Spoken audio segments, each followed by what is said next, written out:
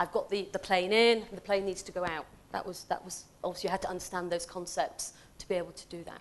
I'm conscious of time, so thank you for that. Good point. And I just wanted to end on a couple of things, and that was to think about what does HR think. So this was a poll that the CIPD did last year to said, okay, so what competencies are believed to be the most important in establishing an effective HR and credible, that word there again. So the top three we had are effective management of change, business knowledge, and strategic thinking. So this is what HR said about HR.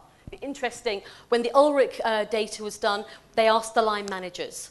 So I think that gives a different perspective, doesn't it? This is what they said. So roughly, I think 350 people answered this poll last year. So what they said was change, which came out yesterday from our CEOs, strategic thinking, and the business knowledge. Okay. So the choices you also had, if I just go back, I've written them out because I'm conscious the graph wasn't that clear. So things like creativity, organisational design, which if we go to, it was only 3% of people said organisational design was important. And that's interesting, I think, because obviously that's one of our technical skills, which is very, very good. I'm going to leave you with a couple of questions, actually. So we've sort of gone through a journey of, my gosh, there's a big context, a big global village out there that we're operating in. And then we've said, okay, what are a couple of people saying in that village about what HR competencies should look like? I've shared a couple of my thoughts, and they're here. We've also got some from the HR team as well. I'm interested, just a hands up. I want you to pick from these three here, because it's all about priorities, and I want you to think about your own organisation now. Think about your own organisation. Think about your HR competencies, your capabilities. Out of this three, which is your number one? Yeah. So let's think. So if I get a show of hands, so for you, in your role, is it about change? Or is it about business knowledge? Or is it about strategic thinking? So who thinks change for them is that capability, that competence they need? Anyone? So I've got, yeah, interesting. So a few people there saying change. How about business knowledge? It's probably where I would start at personally. And that's not right or wrong on that. That's just a personal view. So a few more there for business. And how about strategic thinking? This idea to... Fantastic. So it seems to be the strategic thinking, I mean, they're all sort of pretty much the same, probably a bit like the response in the poll, but, strategic thinking, being able to think about the future, but also being able to contribute to that future in an effective way. You can't have strategic thinking if you don't have the right business knowledge. I think, yes, that's exactly why I was going for business knowledge as well. But I can also see, the connections between. Okay.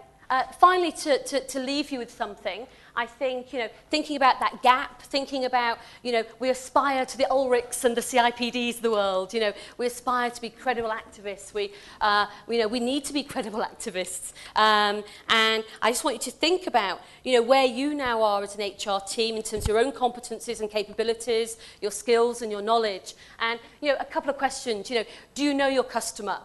Do you know where the business is heading, going back to strategy? Do you have the basics in place, the transactional stuff? Really important, and this is something that I've seen in the UAE, is what does good look like? We talk about competencies being about what is the best, the highest standard? Where are we going for? Do you know, does your HR team know where this good is for them? Where is this best fit for them right now, or for you right now? Do you have the technical knowledge? You may know it, but can you apply it? We said at the beginning that every situation can be different.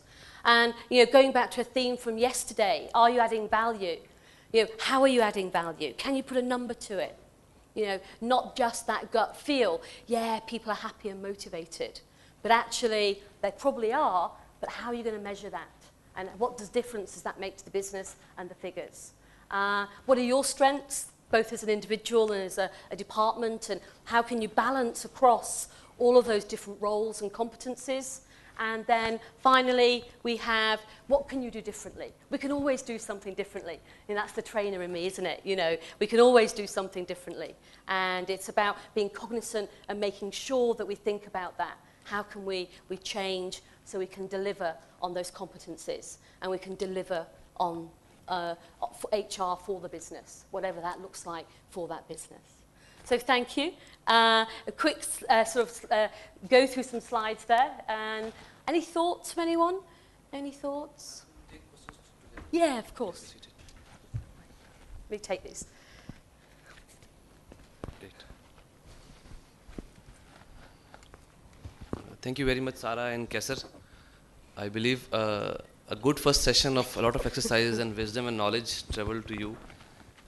And I see a lot of people still waking up.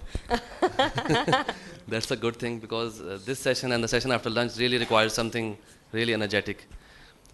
Two good things. Kesar talked about explore yourself. That was the best thing, part what I picked from it, which I think everything starts from there. And then Sarah talked about credible activist. I think it's a beautiful term for an HR person. Credible activist, sab chal jayega uske baad. All will work through that.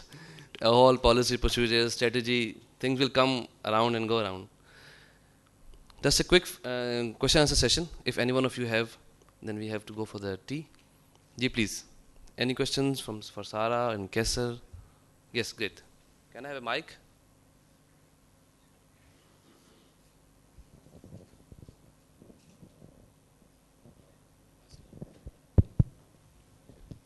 Asma has a question. Either, please. Thank you. Kesar, I have a question for you. Particularly, I think it's very relevant to us. When we're doing team building events and things like this, the cultural differences, you can't just pick up practices and exercises and things like that, perhaps I was doing in the UK, and impose them, say, in the UAE, for example, or for here, for that matter, because there are cultural differences, there are diversity differences, etc. Particularly here today, even with the small exercises that we did, there was the gender differences that perhaps might have got in the way. How do you then work around those here, particularly in Pakistan? I'd like to understand. Thank you. The most important thing is that there are two types of team building sessions. One is the team building by chance, and the other is team building by design. So I strongly recommend that prior to conducting a team building session, and by the way, team building is not the solution to everything that happens to an organization. So many a times clients have come up to us to run a team building session, and we did the analysis, which is the real strength. So prior to doing any team building session, we run series of analysis.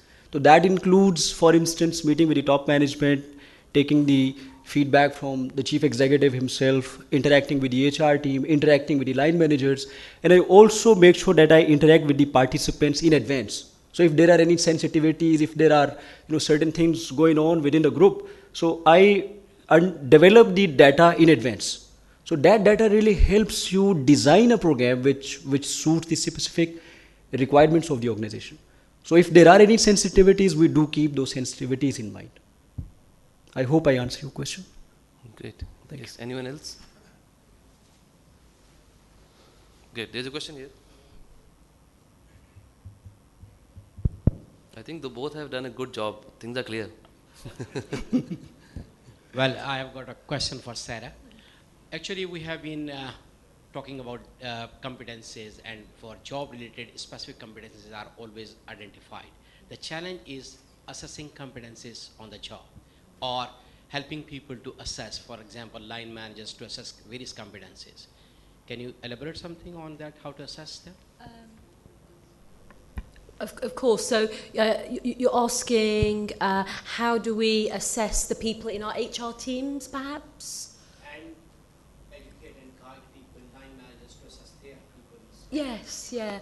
I think, funny enough, performance management plays a really key part in that because as part of that cycle and part of good practice, you have competencies that are articulated, that are core, that everyone in the organisation is moving towards, and each line manager is rating their people on that. And then you also have your job competencies, perhaps, depending on your on your particular framework or system. So I think we have to keep on with other measures like performance management. I think we have to keep on with things like training and development, to see, we have to do training needs analysis, to find out where the competencies are or not, where the development needs. And I think we help our line managers to be good line managers who actually do know their people, who do have conversations with their people and are able to assess them on a day-to-day basis. We have to be careful that we don't put too many checks and balances in place that we detract from that role of the line manager. So that's it. Great. Thank you. Anyone else? Great. Thank you, Sarah and Kesar, for your great participation and knowledge and wisdom. Can we have a lot of applause from them?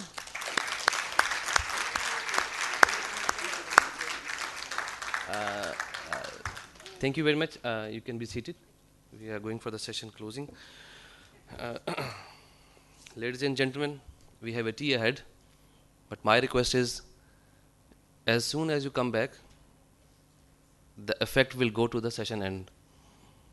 It applies on the tea and the lunch. 15 minutes tea. And I believe this 15 minutes will be only one time. 1-5 and one time. Thank you very much. We will meet after 15 minutes. Great.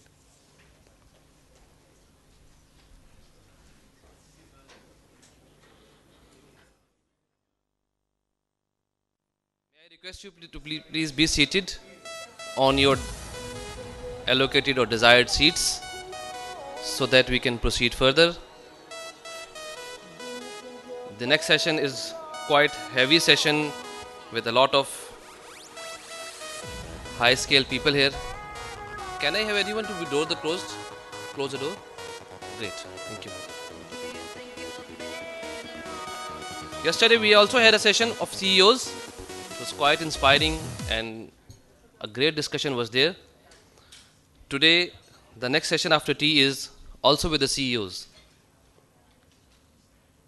And the interesting part is what CEOs have to say about HR practices. But I believe the CEO, whatever they say, whosoever it is, their support always picks the HR to the top, and the things do work there if the CEOs are are at the back of the HR people. Let me invite my guests on the stage. My first guest is Chief Executive, Lotte Pakistan Limited, Mr. Asif Saad. Sir, please. Country General Manager, IBM and Vice President, American Business Council, Mr. Humayun Bashir. Sir, please. Managing Director, Fulcrum Private Limited, Mr. Khana.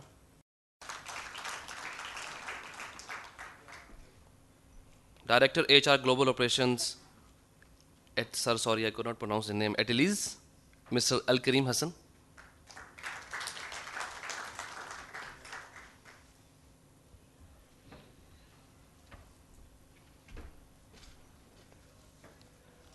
And you always have to have a big guru to handle big leaders. To moderate this session, the CEO of Skill City, my inspiration, Mr. Wali Zahid. Sir.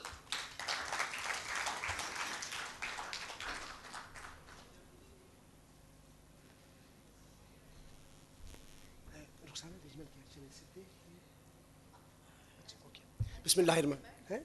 अच्छा हाँ चूँकि लंबी है, maybe I can.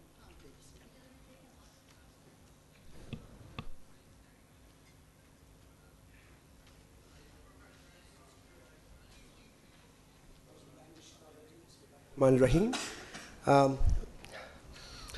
CEO expectations from HR. I think that's a topic. I think let's do this way. Maybe we can take about 2 minutes introducing ourselves and also highlighting one key expectations from your HR. And we can go in any order, but maybe I can start with Humayun. For catching me off guard. Okay. Let me start off by introducing a little bit about the company that I work for. I'll just take half a minute. IBM has been in Pakistan for the last 58 years. We have, in spite of the situation around us, great confidence in the country. which is reflected by the fact that we have tripled our manpower in the last